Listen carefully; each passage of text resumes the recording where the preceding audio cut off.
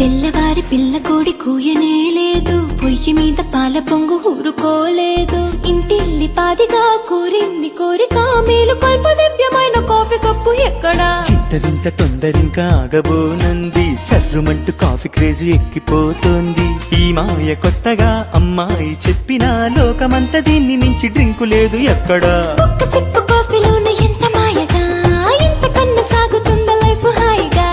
పొద్దు పొడిచి పొద్దుగూకి దాకా తోడుగా, కప్పు కప్పుకొక్క కొత్త అర్థముందిగా.